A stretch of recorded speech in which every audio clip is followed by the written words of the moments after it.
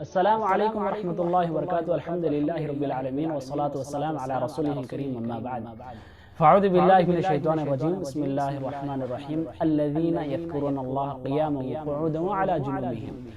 اللہ تبارک و تعالیٰ نے مومنوں کی صفت بتاتے ہوئے کہا کہ مومن ہر حالت میں اللہ تبارک و تعالیٰ کو یاد رکھتے ہیں. ہاں وہ کسی بھی حالت میں بیٹھے ہوئے ہو, لیٹے ہوئے ہو یا اپنی جگہ کام کر رہے ہو تو ہر وقت اللہ تبارک و تعالیٰ کا شکر گزاری, اللہ کی تعریف چلتی رہتی ہے. ان کی زبانیں, مومنوں کی زبانیں ہر وقت اللہ کے ذکر سے تر رہتی ہیں, ہر وقت اللہ کے ذکر سے مشغول رہتی ہیں. تو اور رسول اللہ صلی اللہ علیہ وسلم نے اذان کے وقت جو دعائیں سکھائے ہیں اس کو سمجھتے ہوئے یاد کرنے کی کوشش کریں. رسول اللہ صلی اللہ علیہ وسلم نے دعا اذان کے وقت بہت ہی خاص وقت نکالتے تھے, جس کی وجہ سے اذان کا جواب دینا اور اس کے لیے خاص دعا کرنا.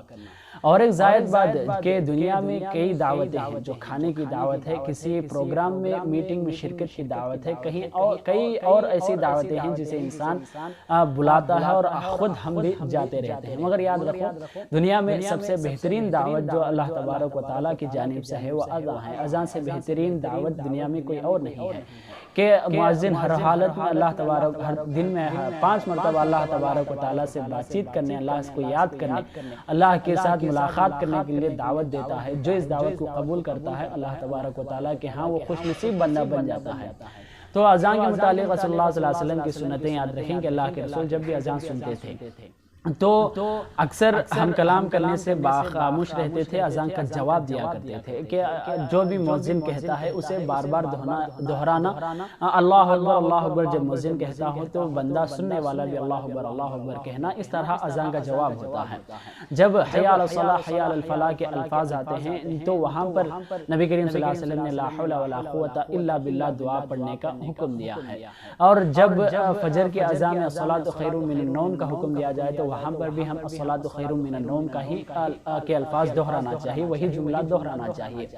اس کے بعد رسول اللہ صلی اللہ علیہ وسلم کی دو احادیث ہمارے سامنے موجود ہیں کہ اللہ کے رسول صلی اللہ علیہ وسلم, مسلم کی ایک حدیث ہے جس میں اللہ کے رسول صلی اللہ علیہ وسلم نے کہا کہ جب بھی اذان کے درمیان یا اذان ہونے کے بعد یہ دعا کا اہتمام کریں کہ اشہد ان لا الہ الا اللہ واشہد ان محمدا عبدہ ورسولہ. میں گواہی دیتا ہوں کہ اللہ کے سوا کوئی معبود نہیں, اور میں گواہی دیتا ہوں کہ محمد صلی اللہ علیہ وسلم اس کے بندے اور اس کے رسول ہیں. رضیت باللہ ربا وبالاسلام دینا وبمحمد نبیا صلی اللہ علیہ وسلم. کہ جیسا ہی اذان ہونے کے بعد شہادتین پڑھیں اور اس کے بعد یہ کریں کہ میں اللہ تبارک و تعالیٰ رب ہونے سے اور اسلام اللہ تبارک و تعالیٰ کا خاص دین ہونے سے اور نبی کریم صلی اللہ علیہ وسلم اس کے نبی ہونے سے, ہمارے نبی ہونے سے میں راضی ہو چکا ہوں کہ میرا رب اللہ ہے اور میرا دین اسلام ہے اور میرے نبی محمد صلی اللہ علیہ وسلم نے. یہ 3 چیزوں کو کہے کہ وہ رضیت باللہ کہ میں اس سے راضی ہوں. اللہ کے رسول صلی اللہ علیہ وسلم نے کہا کہ جب بندہ دعا پڑھتا ہے تو اللہ اس سے راضی ہوتا ہے, قیامت کے دن اسے خوش کرتا ہے, اس کے گناہوں کو بھی معاف کرتا ہے.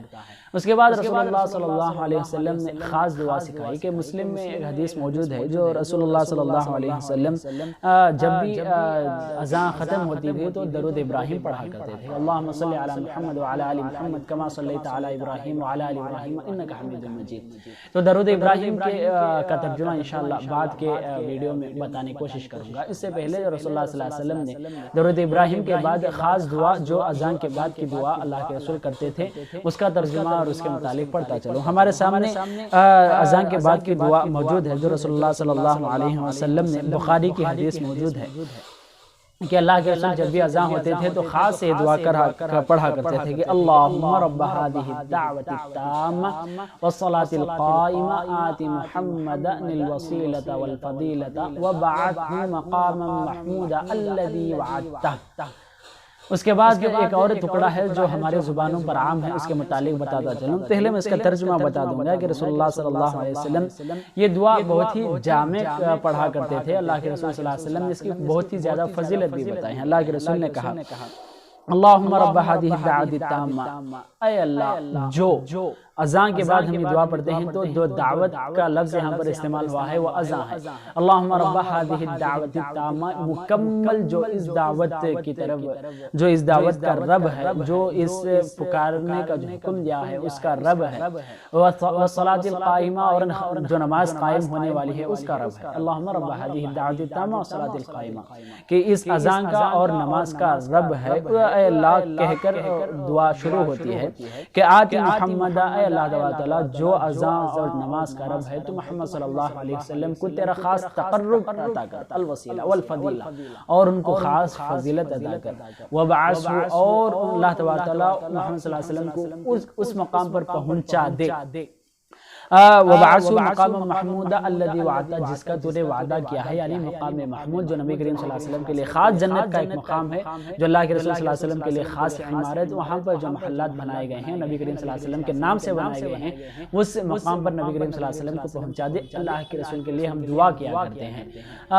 اس کے بعد الذی وعدہ، جو اس نے وعدہ کیا ہے، یہاں تک بخاری میں حدیث موجود ہے.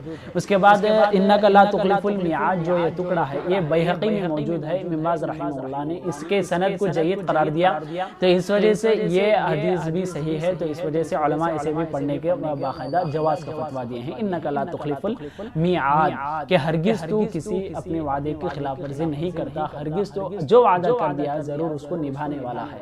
اس طرح رسول اللہ صلی اللہ علیہ وسلم اذان کے بعد خاص طور پر اہتمام کرتے تھے، دعا پڑھتے تھے، تو ضرور اس دعا کا اہتمام کریں، جس کی وجہ سے رسول اللہ صلی اللہ علیہ وسلم نے کہا کہ جب یہ بندہ پڑھتا ہے اس کے گناہ معاف ہوتے ہیں، نیکیاں بڑھتے ہیں، اس کا مقام بڑھتا ہے اللہ تبارک تعالیٰ کے ہاں اس جنت میں اس کا خاص مقام بڑھاتا ہے. اس وجہ سے اس دعا کا اہتمام کریں. اللہ تبارک تعالیٰ ہماری دعائیں پڑھنے کو قبول فرمائے. آمین. السلام علیکم ورحمۃ اللہ.